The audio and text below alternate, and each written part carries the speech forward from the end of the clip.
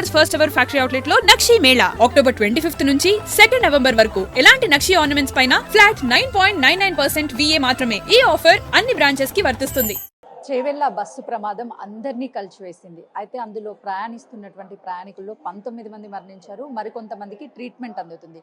స్వయాన ఆ బస్సులో కండక్టర్గా విధులు నిర్వర్తిస్తున్నటువంటి రాధాకి తల మీద బలమైన గాయాలు దాకాయి. దీంతో ఇక్కడ పట్నం మహేందర్ రెడ్డి హాస్పిటల్లో ట్రీట్మెంట్ అందుకుంటుంది.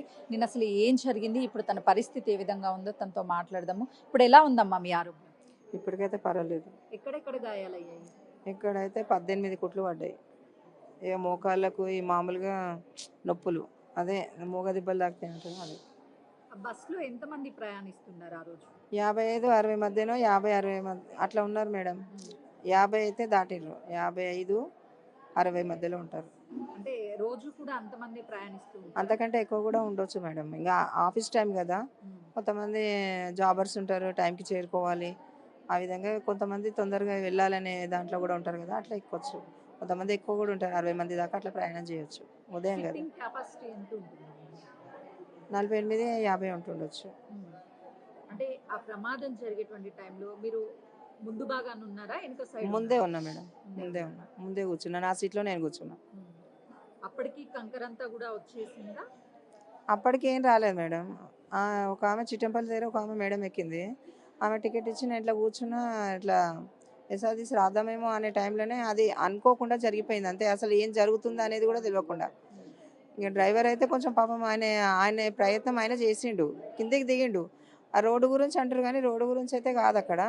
ఆయన కిందికి దిగిండు, ఆయననేమో ఎదురుగా టిప్పర్ ఆయన వచ్చేసి కొట్టేసిండు అంతే. ఇంకా టిప్పర్దే తప్పు. నేను ముందరున్నా కాబట్టి నాకు కనిపించిన సంఘటన అదే, టిప్పర్ వాళ్ళదే తప్పు ఉన్నది. అంటే టిప్పర్ డ్రైవర్ ఏమన్నా ఓవర్ స్పీడ్ గా వచ్చాడా, లేకపోతే మద్యం ఏమన్నా సేవించి ఉన్నాడా, ఎలా ఉన్నాడు అసలు? మద్యం సేవించడం అంటే ఇంకా తెలియదు మేడం. ఆయన అయితే ఓవర్ స్పీడ్లోనే వచ్చిండు. ఎందుకంటే కింద ఆయన రావడం, అవి టైర్లు అవి గీతలు అదే ఆనవాళ్ళు అయితే ఉన్నాయి. ఆయననే స్పీడ్లో ఉన్నాడు.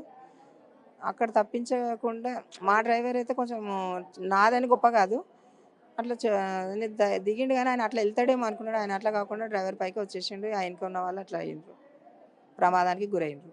బస్సులో ఉన్నటువంటి ప్రయాణికులందరి మీద కూడా కంకర రాళ్ళు పడిపోయాయి. ఎవరైనా కాపాడడానికి వచ్చారా? అప్పుడు మీ పరిస్థితి ఎలా ఉంది అక్కడ? నా పరిస్థితి అంటే ఎంబడెంబడే వాళ్ళు ఇంకా బస్సులు వచ్చినాయి మేడం. పరిగి బస్సు, ఇంకా వికారాబాద్ తాండోడి పోయి కూడా వచ్చినాయి.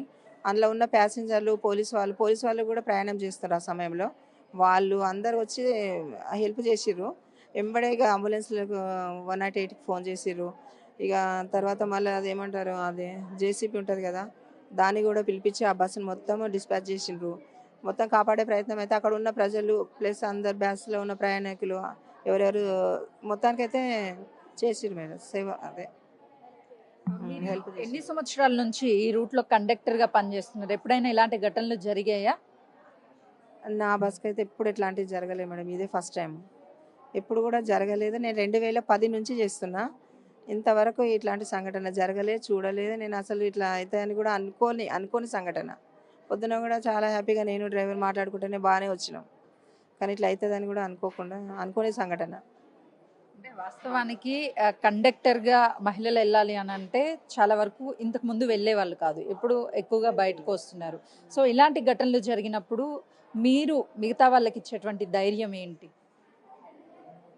అంత అంటే భయపడుతూ ఉంటారు చాలా మంది, ఇలా జరుగుతాయేమో అని. అలాంటి వాళ్ళకి ఏం చెప్తారు? భయం ఏం లేదు. ఆర్టీసీ ప్రయాణం అయితే సురక్షితం, శుభప్రదం. ఇంకా అంతకంటే ఏం లేదు మేడం. ఇంకా వేరే వెహికల్స్లలో అంటే ఇంకా కొంచెం అది ఇబ్బందే, కానీ ఆర్టీసీ దాంట్లో ప్రయాణం చేయడంలో అయితే ఏది నష్టం అనేది జరగదు.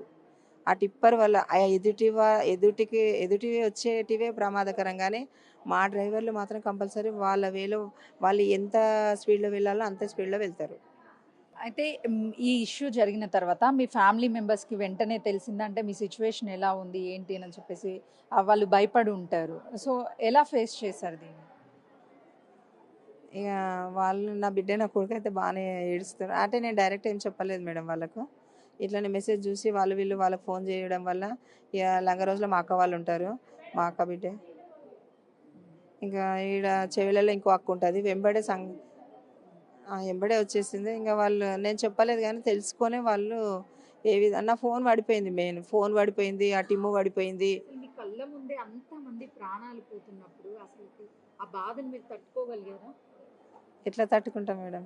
ఎంత బాధ అంటే అసలు నేను అంటున్నా కదా, నేను ఎప్పుడు కూడా ఇట్లా జరిగింది అక్కడిక్కడ వినడం తప్పితే ఇట్లా నా బస్కి నాకు ఇట్లా అవుతుందని నేను ఎప్పుడూ ఊహించలేను, అనుకోలేదు కూడా. ఆ, ఈ బస్సు నడుపుతున్నటువంటి డ్రైవర్ గతంలో కూడా యాక్సిడెంట్ చేశాడు అని అంటున్నారు, అది వాస్తవమేనా? గతంలో అంటే నేను అయితే లేను మేడం అప్పుడు. మరి ఇప్పుడు చేసిండు ఆయన యాక్సిడెంట్ ఏం చేయలేదు మేడం, సేవ్ చేసిండు అనే మాట తెలుసు. అది ఏదో ఫెయిల్ అయ్యో మరి ఏదో అనంతగిరి గుట్ట దగ్గర ఏదో అయింది, కానీ సేవ్ చేసిండు అని చెప్పేసి అన్నారు.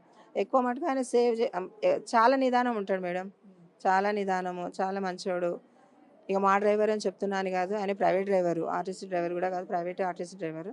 కాబట్టి నేను ఆయన గురించి తప్పుగా చెప్పడానికి ఆయన వెంబడి అంటే కొంతమంది ఉంటారేమో కానీ ఆయన అయితే చాలా మంచి వ్యక్తి మేడం.